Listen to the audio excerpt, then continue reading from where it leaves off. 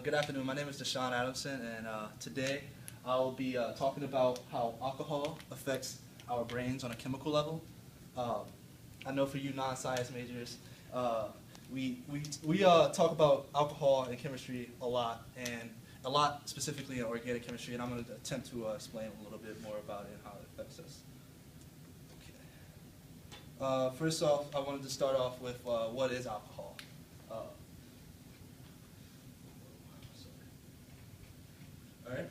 First off, I just want to start off with what is alcohol. So on a chemical level, alcohol is also known as ethanol.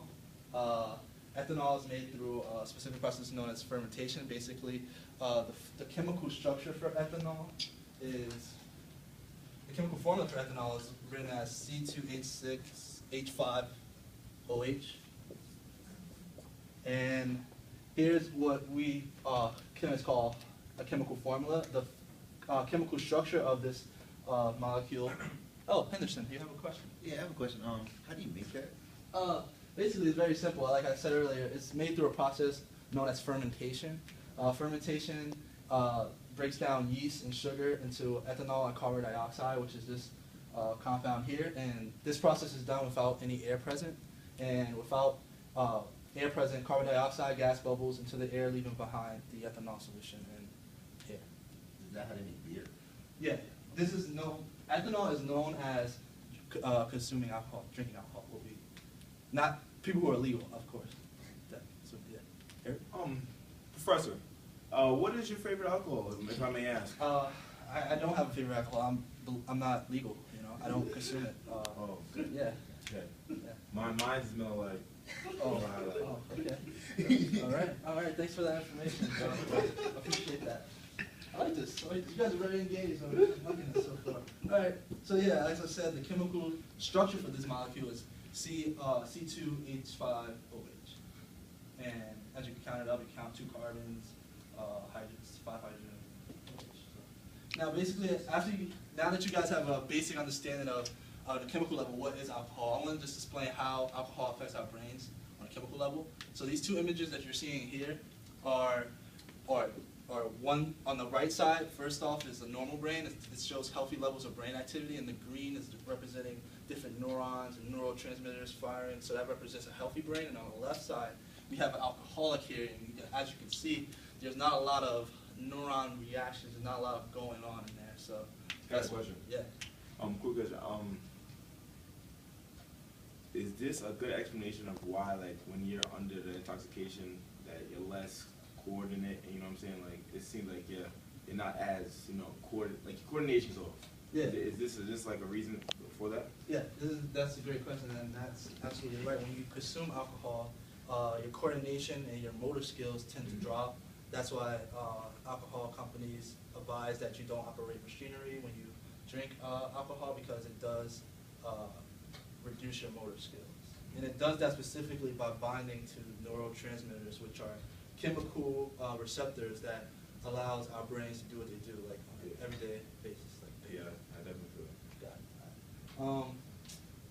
it. Okay, so now, next I wanted to talk about how alcohol, OH, how does that bond to neurotransmitters? So alcohol, it directly affects our brain, as I already said, and it affects neurotransmitters. And like I said earlier, neurotransmitters are the chemical messengers that transmit signals throughout the body that control the process, like that control different processes such as behavior and emotion. That's why you tend to, like when you drink alcohol, you feel that good feeling, that buzz, and that's specifically caused by the OH bond. Question. Yeah. Does every certain kind of alcohol have a different amount of OH bond? Because you know how you could drink some, like you drink a cup, and you don't really feel the buzz after. Yeah, I understand what you're saying. And yes, different alcohols have different concentrations. That's why certain alcohols have less alcohol. Like I don't know a lot about alcohol, obviously, because I don't drink it, but I do know for a fact that hard liquor has more alcohol concentration than like a light beer, if you will. So you don't drink it? Basically, all right. So since I explained what are neurotransmitters and how alcohol affects those neurotransmitters, I wanted to talk about like how neurotransmitters, like I already explained that earlier, I'm not going to reread that. Like I said before, the brain uses neurotransmitters to tell your heartbeat, and it tells your lungs to breathe, and your stomach to digest. Those are just examples of what neurotransmitters control. And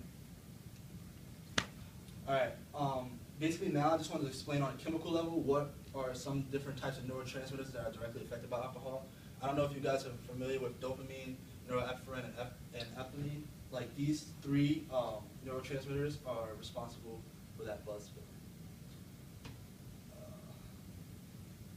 Why do you? And I already explained why you feel good when you drink.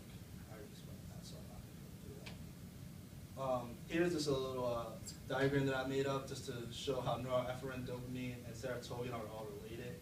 And as you can see, these two control your anxiety. That's why you're more talkative, you're more social when you drink alcohol because your anxiety level drops. All three of these neurotransmitters directly affect your mood. That's why you feel good. And how does alcohol lead to depression? I just wanted to just make sure that you're aware that overconsumption of alcohol can lead to depression. Even though it makes you feel good, I just wanted to advise that you have to drink responsibly for those who are of age, and if you consume too much, it can definitely lead to depression. I just wanted to mention that as a disclaimer. And these are my sources, and that's how alcohol affects